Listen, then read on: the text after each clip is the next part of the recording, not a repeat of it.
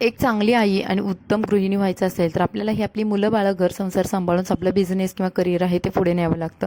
मी सुद्धा काही वेगळी नाही, मला सुद्धा तेच करावं लागतं. कारण आज बनवायचे आहेत गुलाबजामुन शनायासाठी, पण पहिल्यांदा मला इशिकाला शांत केलं तरच ही पुढची प्रोसेस होणार आहे, त्यामुळे मी तिला शांत केलेलं आहे. नमस्कार मंडळी, पुन्हा एकदा नवीन ब्लॉगमध्ये तुमचं खूप सारं स्वागत आहे. आज बनवायचं आहे शनायाला स्पेशल गुलाबजामुन. आणि शनायाचं बघा इकडे काय झालं, तिला माझ्यासाठी काहीतरी सरप्राईज बनवायचं आहे. आता शनायाला क्रिसमसच्या सुट्ट्या आहेत, त्यामुळे मॅडमचं सारखं क्रिएटिव्हिटी चालू असते. तिला पहिल्यापासून आवड आहे क्रिएटिव्हिटी करायची. तर बघा आता आम्ही गुलाबजामुन बनवणार आहोत आणि इन्स्टंट शनायाला आता लगेच खायचे गुलाबजामुन. तसं तर आम्हाला तिच्या बड्डेला बनवायचे होते, पण त्या दिवशी खूप सारे कामं होती आणि मला पण खूप थकवा आला होता. त्यामुळे म्हटलं चला आता बड्डे पण झालाय आणि तिच्या पप्पांना आम्हाला सर्वांनाच गुलाबजामुन जास्त आवडतात. आता गुलाबजामुन आवडत नाही असं खूप क्वचित एखादा माणूस भेटेल. तर आम्ही इन्स्टंट पटकन गुलाबजामुन कसे होतात, कसे बनवते मी, कोणत्या ट्रिक्स वापरते, तर चला बघूयात. आणि बेबीसुद्धा खेळतोय छानपैकी. हां, आणि माझी पण सर्व कामं आवरले. तर दुपारचा स्वयंपाक बाकी आहे, तर शनाया पण खेळते, तर तोपर्यंत मी गुलाबजामुन बनवते. तर चला. तर चला पहिल्यांदा मी किचनमध्ये जाते. आता गुलाबजामुनचे जे पॉकेट आहे ते बाजारामध्ये भरलं होतं मिस्टरांनी. तर आता काही मंडळींना वाटेल की हा संसार माझा किती छोटा वाटतो किंवा भांडी अशीच का मांडले, त्याचं सर्व कारण आहे ना ते तुम्हाला मी कोणत्या तरी व्हिडिओमध्ये नक्की सांगेल.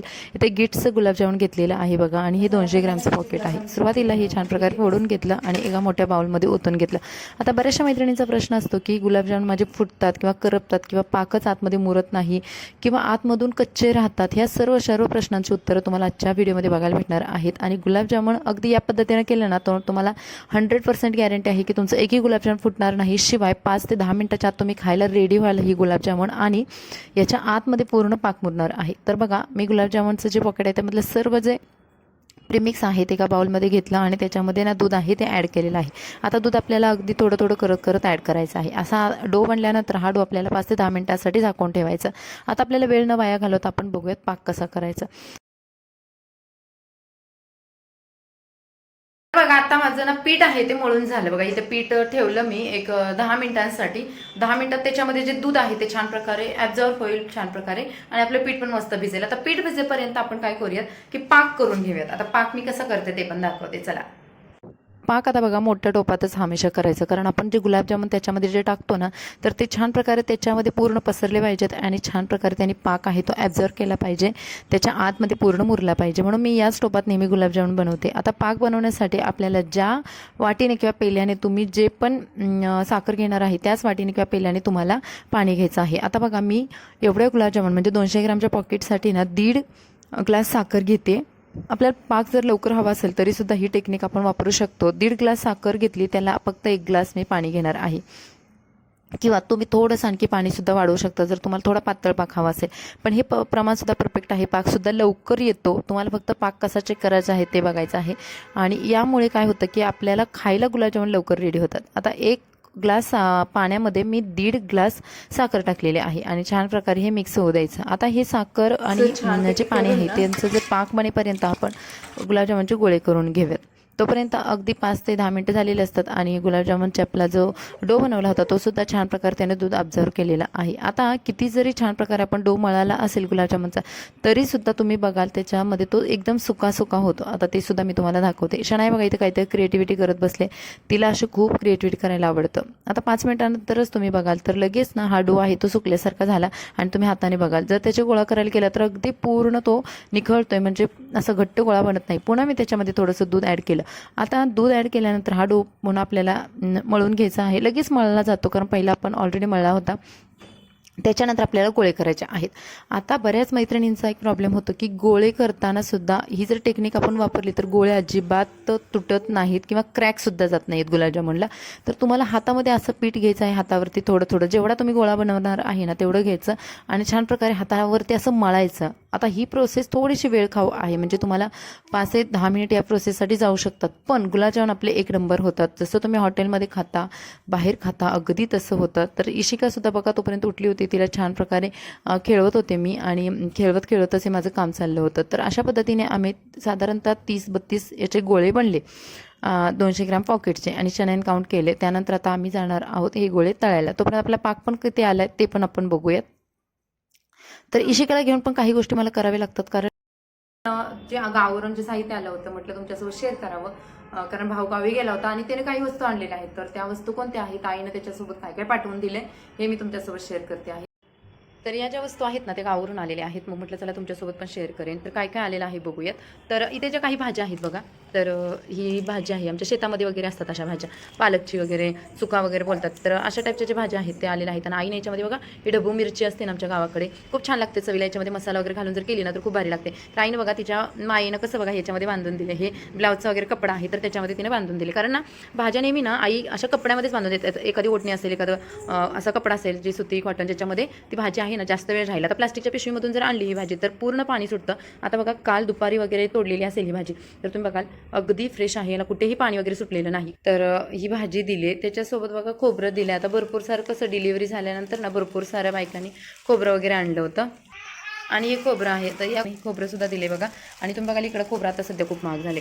आमच्या आता घाटाकडे कसं म्हटलं तर ना खोबऱ्याचा जास्त वापर होतो. म्हणजे प्रत्येक भाजीमध्ये खोबरं हे वापरलं जातं आणि तेही सुकं असतं, त्यामुळे खोबरंसुद्धा भरपूर दिलं आहे. शिवाय खारीक पण दिली. आता खोबरं आणि खारीक देण्याचं मागचं कारण आईचं हे पण आहे की जमलं तर म्हणजे मी सुंटोडा पण इथं करून खावा.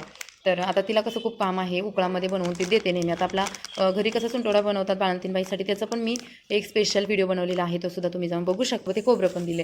त्याच्यानंतर या भाज्या दिल्यात. इकडे बघा, इकडे अजून एक भाजी दिली, ही गाजराची भाजी. आता ही माझी फेवरेट भाजी आहे, पौष्टिक पण आहे. आता गाजर बघा व्हिटॅमिन ए असतं ना, जीवनसत्व अ, त्यामुळे हे गाजर आपल्या डोळ्यांसाठी, शरीरासाठी खूप चांगलं आहे. तर आईनं ही जी गाजराची भाजी, आता गाजर अजून आलेली नाही आहेत, तर शेतात अजून गाजरं आलेली नसतील, त्यामुळे ना फक्त आईने भाजीच दिली बघा. आणि ही भाजी बनवून खाल्ली ना तर खूप पौष्टिक आहे. शिवाय आता आपल्या बाळाला, छोट्या बाळाला पण गाजर वगैरे तर अजून चालत नाही आहे, त्यामुळं ना ही भाजी जसं आपल्या दुधातून जे पौष्टिक घटक जाणार तसं आपल्या बाळ घडणार, त्यांचे डोळे ते एकदम मजबूत राहणार. त्यामुळे गाजराची भाजी मी पहिल्यापासूनच खूप जास्त प्रमाणात खाते आणि आत्तासुद्धा खाणार आहे. त्यानंतर इथे बघा दिले बाजरी.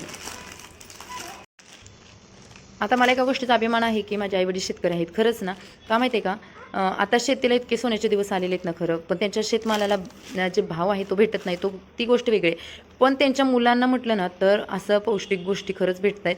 कारण यांना कोणते फवारणी नसते, कोणतं केमिकल नसतं. आणि माझ्या वडिलांना ना जास्त तर पीकनाशक, तणनाशक जमिनीमध्ये मारलेलं आवडत नाही आणि ते मारतही नाही आहेत. आता भरपूर सारे लोक तणनाशकाचा वगैरे वापर करत आहेत, पण माझे वडील अजूनसुद्धा नाही आहेत. जे खुरपण वगैरे असतात तर ते बायकांना म्हणजे रोजगार वगैरे लावूनच ते केली जाते. त्यामुळे ना शेतीची खूप चांगल्या प्रकारे काळजी घेतात आणि माझे वडील एक उत्तम शेतकरीसुद्धा आहेत. ही आमच्या मळ्यातली बाजरी आहे, आईवडिलांच्या कष्टाची. त्यानंतर इथे बघा अंडी दिलीत आईनं. आता मी तुम्हाला मागच्या का व्हिडिओमध्ये दाखवलेलं बघा, अंडी वगैरे इथं कशी पॅक करून दिली जातात. आता एक आवरण दिले बघा भरणे, पण हे एका बाजूने ना हिला काहीतरी झालेलं आहे, म्हणजे ना हे बघा आतमध्ये गेले दबले, त्यामुळे इथली काही अंडी आहेत ना 1 ते 2 अंडं फुटलेलं दिसतंय.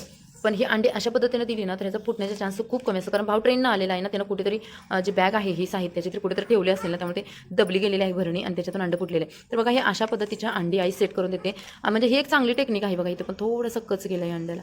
तर असे भरपूर जवळपास 30 एक अंडी आहेत या भरणीमध्ये. आणि हा जो भरडा आहे याला आमच्याकडे मक्याचा भरडा बोलतात. आता ह्या मक्याच्या भरड्यामध्ये जर अंडी आपण व्यवस्थित सेट करून दिली ना बघा, अशी रुतवून दिली जातात. त्याच्यावरती लेअर ठेवले जातात. आता ही अंडी आहेत ना, ह्याच्या खाली तुम्ही बघाल ना तर ही मक्याचा भरडा तुम्हाला दिसेल आणि ह्या भरड्याच्या खाली पुन्हा हे बघा ही अशी अंडी आहेत. म्हणजे हे असं एक लेअर टाकायचा, त्याच्यावरती पुन्हा भरडा टाकायचा आणि परत त्याच्यावरती अंडे ठेवायचे. आता ही मटकी दिली बघा, ही मटकी तिने शेतातली दिली की माहिती नाही आहे का विकतची दिली, कारण ही मला असं विकतची दिल्यासारखी वाटते. हे पिशवीत मी आईसोबत अजून बोललेली नाही आहे. तर ही मटकी पण तिनं दिली बघा. आणि त्याच्यानंतर इकडे अजून भाज्या दिलेत. आता ह्याच्यामध्ये मिक्स आहेत, म्हणजे मला दिसतं की घेवडा आहे, अजून याच्यामध्ये ही वेगळी हरभऱ्याची पण भाजी असते बघा, हरभऱ्याची अशी भाजी दिसते. आपण जो हरभरा खातो चण्याच्या डाळीचं, आता डिलिव्हरीनंतर चणा वगैरे लवकर तर खाल्लं जात नाही आहे, तर हरभऱ्याची भाजी आपण खाऊ शकतो, कारण नाही पौष्टिक आहे. शिवाय दुधातून बाळाला खूप छान प्रकारे जाते.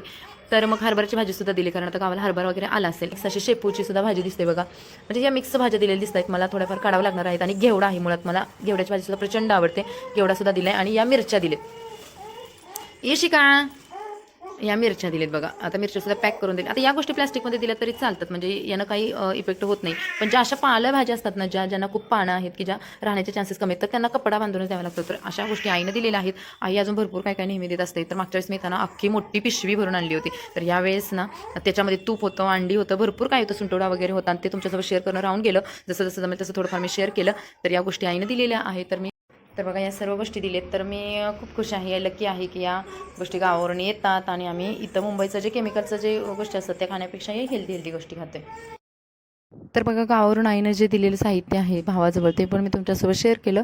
तर आता बघा पाक आपला यायला लागलेला आहे. आता हा पाक करताना तुम्हाला एक तारी वगैरे असं करायचं नाही, त्यामुळे काय होतं की आपला पाक ना खूप पुढे जातो आणि गुलाबजामुनमध्ये घुसतच नाही आहे. त्यामुळे आपल्याला काय करायचं आहे की पाक करताना एक तार यायच्या अगोदरची जी सिच्युएशन असते ना त्यानुसार आपल्याला हा पाक करायचा आहे. साधारणतः 10-15 मिनिटामध्ये तुमचा पाक येऊन जातो आणि मीडियम गॅसवरती ठेवायचा. आता जर तुम्हाला कच्चा वाटत असेल किंवा पाक आलेला आहे त्यावेळेस गॅसची फ्लेम एकदम कमी करा आणि तसंच बारीक चालू राहू द्या. त्याच्यामध्ये मी वेलची थोडीशी ना साखरमध्ये घेऊन मिक्सरला वाटून घेतली आणि वेलची त्याच्यामध्ये टाकून दिली. आता इकडे कढई ठेवलेली आहे, त्याच्यामध्ये तेल घातलं. आता गुलाबजामुन भाजायचे कसे याची पण एक ट्रिक आहे. जर तुम्ही अगदी हाय फ्लेमवर पूर्ण गुलाबजाम भाजला तर तो अगदी काळा कुट्ट होतो आणि चांगला लागत नाही, करपट लागतो. जर तुम्ही स्लो फ्लेमवरती जर गुलाबजाम भाजले तरीसुद्धा ते तेल पितात किंवा मग कडक होत नाही आहेत आणि फिसकल्यासारखे तेलामध्ये होतात. तर तुम्हाला एक गोष्ट करायची आहे की अगदी सुरुवातीला तेल गरम करायचं आहे कडकडीत, आणि ज्यावेळेस आपण गुलाबजामुन त्याच्यामध्ये टाकतो अगदी त्या सिच्युएशनला जो आपला गॅसची फ्लेम आहे ते कमी करायचे आहे. मग तुम्ही मंद केली तरी चालेल आणि मंद आचेवरती गुलाबजामुन भाजायचे. पण सुरुवातीला जेव्हा तुम्ही गुलाबजामुन टाकणार आहे तेव्हा गॅसची फ्लेम ही हायच असली पाहिजे, तर तुमचे गुलाबजामुन अगदी मस्त लालसर असे एकसारखे भाजतात. कोणताही गुलाबजामुन करपलेला किंवा कडक होत नाहीत आणि बिलकुल सुद्धा तेल पित नाही. तुम्हाला मी ह्याचा रिझल्ट सुद्धा दाखवते. बघा आता अशा पद्धतीने याचे जे 2 घाणे आहेत ते मी केलेले आहेत. 2 घाण्यामध्ये आपले पूर्ण गुलाबजामुन तळून होतात.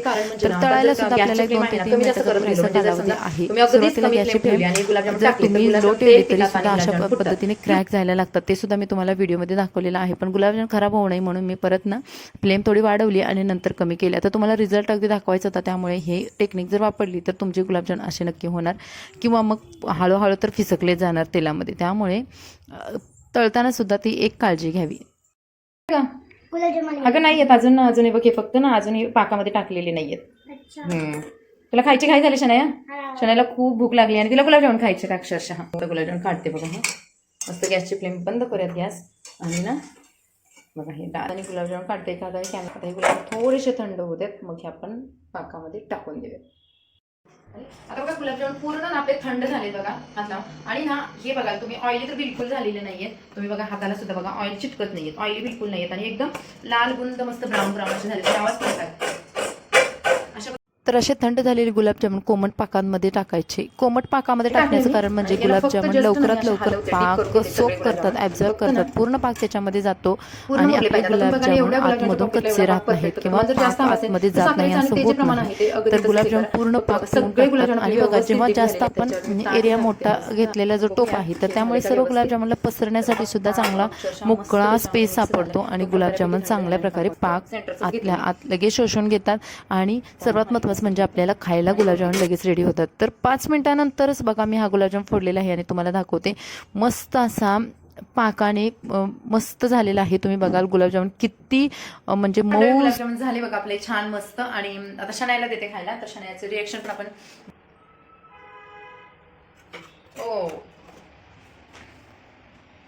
चलो ही वाटी जाणार आहे आता शनायाकडे. शानू शनायाची मस्त बघा बिझी काहीतरी क्रिएटिव्हिटी. शनायाला कधीपासून खायचं? थोडंसं गरम आहे, थोडंसं हलकंसं, कारण आता बनवलेत ना. तर मंडळी तुम्ही या पद्धतीने पाक बनवून बघा, या पद्धतीने गुलाबजामुन तळून आणि बनवून बघा. तुमचे गुलाबजामुन नक्कीच छान होणार, 100% गॅरंटी. आणि मला परत कमेंटमध्ये तुम्ही सांगा अशा पद्धतीने बनवलेले गुलाबजामुन खरंच तुमचे चांगले झाले होते. तर हा होता आजचा व्हिडिओ. तुम्हाला कसा वाटला? गावावरून दिलेलं आईचे साहित्य होतं ते पण शेअर झालेलं आहे. आणि चला भेटू अशाच नवीन ब्लॉगमध्ये. तोपर्यंत तुम्ही मस्त राहा, खुश राहा आणि मुळात आपले ब्लॉग आहे ते एन्जॉय करत राहा. आपल्या चॅनलला सबस्क्राईब करा. Bye bye.